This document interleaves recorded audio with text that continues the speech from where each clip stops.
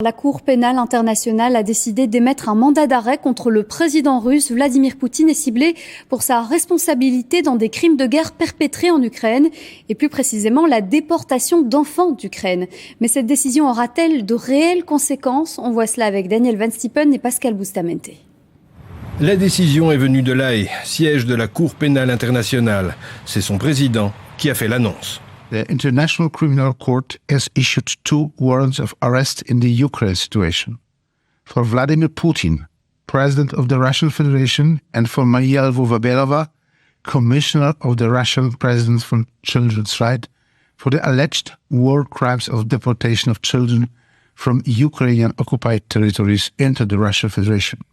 En cause, la décision de Vladimir Poutine et de la commissaire russe aux droits de l'enfant de déporter des enfants issus de zones ukrainiennes occupées par la Russie vers le territoire de la Fédération.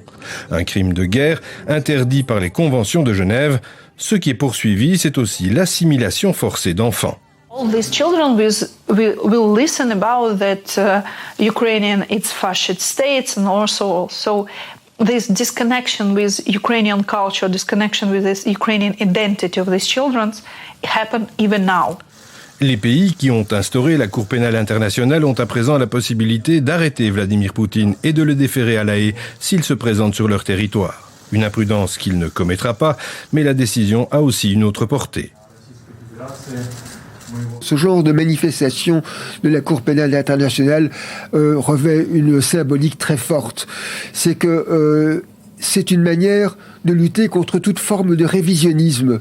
C'est une manière d'inscrire dans l'histoire certaines atrocités commises par la Russie en Ukraine. Et ça, c'est quelque chose qui n'a pas de prix. Ça participe du devoir de mémoire. Même si la probabilité d'une arrestation reste mince, un seuil symbolique a été franchi aujourd'hui par la Cour pénale internationale.